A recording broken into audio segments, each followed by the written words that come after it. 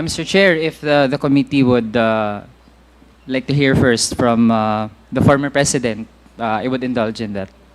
Ano, bawal yan to reveal a bank account, even piso lang yan, or 1 billion. Ano mo ba yan? You make it public here. Hindi mo ba alam that I could charge you for that alone? That single statement, I can send you to prison. I guarantee you. Hindi mo ba alam yan? Mr. Chair, if our resource person is done, hindi po tayo nathi-threaten doon. And Hindi in fact, Mr. nathi-threaten. Chair, Produce pinakinggan the na po natin. document. Mr. Chair, I have the substantiate floor. what you are. Suspension again. Mr. Chair, ilang tanong po kay Senator Trillanes. Mr. Chair, ang claim po kasi niya ay yung mga pinesend po kanina ay galing sa drug money, yung mga pumasok dun sa accounts ng dating Pangulo. Mr. Chair, gusto nating maklarify kung ano po ang batayan para masabi na drug money yung source talaga ng mga pinesent na mga accounts. Senator Trillanes. Sinabi niya yan, sir? Mr. Chair, I'm addressing my question to Senator Yes, Trillanes. because kung sinabi niyan, I'll file charges against him. Mr. Chair, may we hear from Senator Trillanes? Senator Trillanes. Ang basihan po natin ay yung sinabi ni Arturo Las Cañas na mga drug lords na kapartner at pinoproteksyonan ni Duterte ay sina Michael Yang na kinorroborate ni Jimmy Guban at ni Colonel Asierto, si Charlie Tan na kasama dun sa 6.4 billion pesos shabu shipment, at itong si Sammy Uy na minensyon ni Arturo Las Cañas. Ang ano po, nung tinignan po namin yung bank accounts, yung records na present ko po kanina, Mr. Chairman, tinignan namin na may mga pumasok na manager's checks na in-encash nila, no? The whole family, no? Ay galing kay Mr. Sammy Uy. Tapos tinignan namin yung 6 months interval. 4 na cheque every 6 months, October and April nila ini-encash. At lumalabas, nagdidibidendo ng roughly 40 to 50 million pesos every 6 months. Nako, I'd be very interested kung anong negosyo ang nag-yield ng ganon. Pero yun po ang lumabas dun sa aming pag-aaral. Tapos based na rin dun sa, yan po yung documentary evidence, yan na yung paper trail, yung money trail. At based doon sa testimonya ni Arturo Las Cañas being an insider doon po sa grupo ni Duterte. Okay, Mr. Chair, follow-up po na tanong doon. Naaral din po ba kung posible na meron ding ibang sources yung pumasok na mga pera na yon maliban sa drug money? Kasi gusto natin ma-verify po talaga if ever nga, halimbawa, matrace po na may ibang mga income sources, legitimate man or illegitimate, o kung ano man, maliban sa drug money. Naaral din po ba yung ganong possibility? Noong una, yun po ang kinoconsider namin, no? Kaso nga, based dun sa testimonya ni Arturo Las Cañas na sinubmit sa ICC, itong si Sammy Uy at si Michael Yang, sila po yung kumaga mag-partner, ano? Siya yung parang nagpa-front. Tapos tinignan namin yung mga negosyo nito ni Sammy Uy, hindi siya pwedeng mag-yield ng ganong dividendo na 40 to 50 million every 6 months na dinidistribute. Yung pa lang yung nakita natin doon sa paper trail.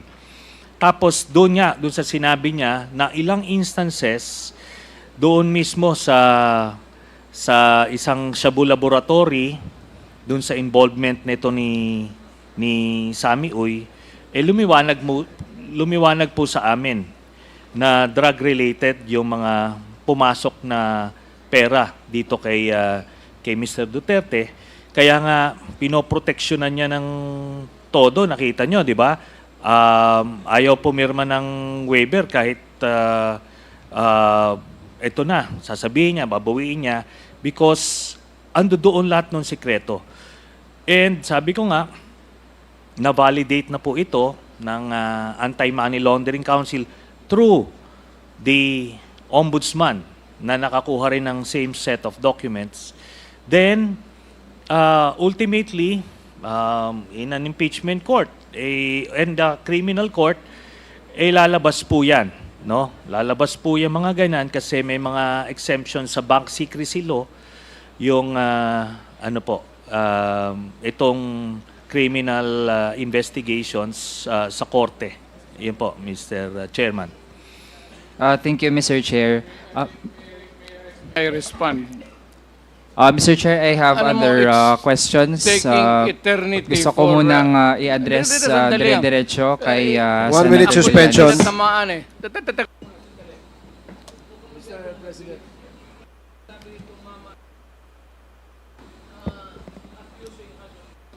You're suspended.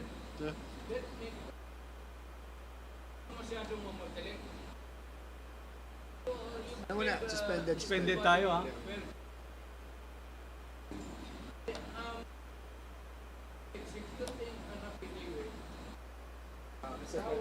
Mr. President, suspended po. Suspended po tayo for the meantime. Sige.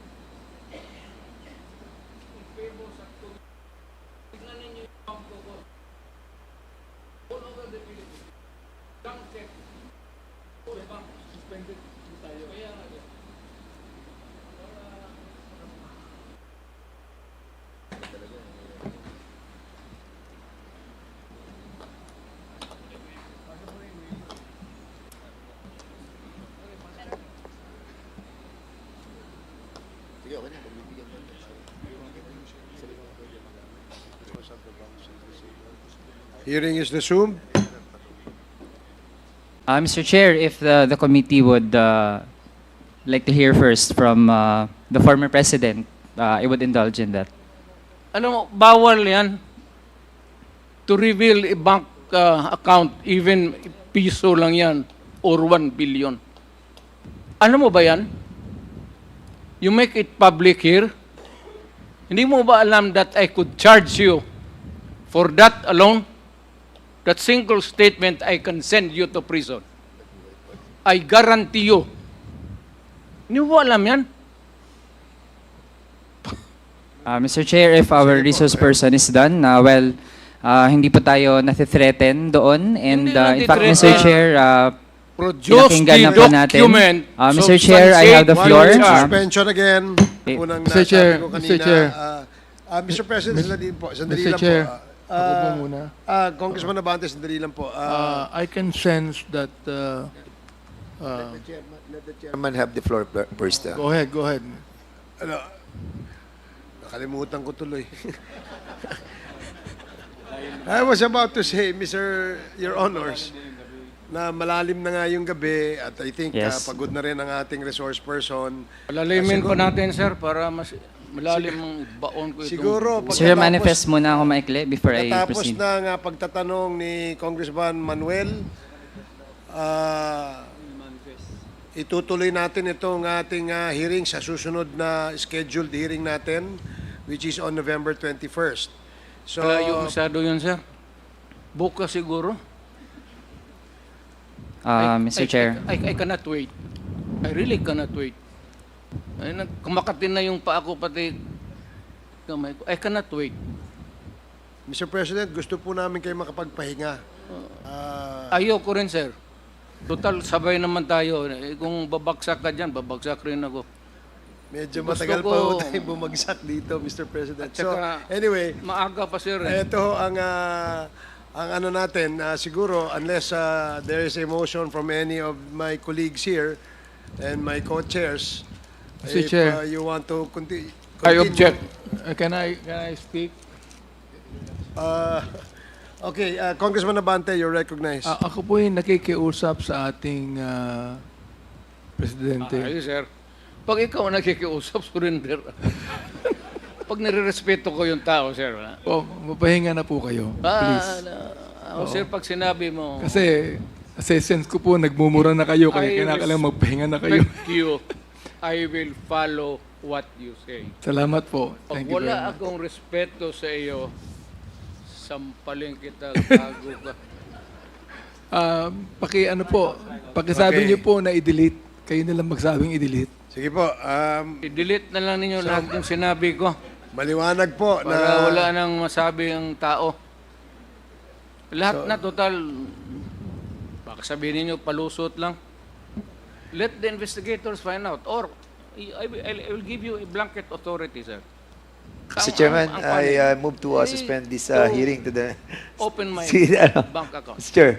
Yes, sir. let us wrap up first. By, Yeah, Mr. Chair, to wrap up lang, Mr. Sige, Chair. oo. pagkatapos po nito ay tayo po'y mag-suspend. So, yes, please. Yes, make Mr. Chair, make actually- it very short.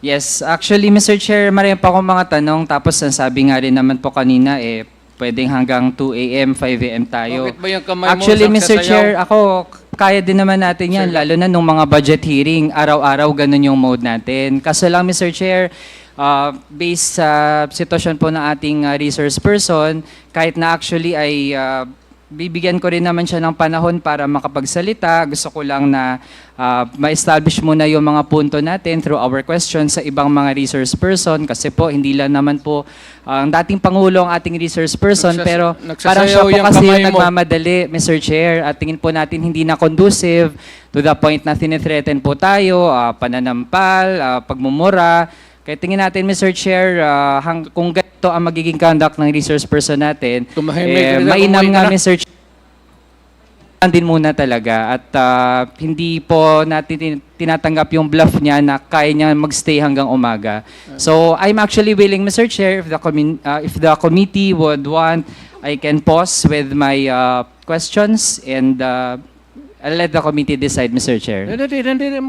We continue. Huwag ka namang madali. Nandito ka na lang. Meron rin na eh. pong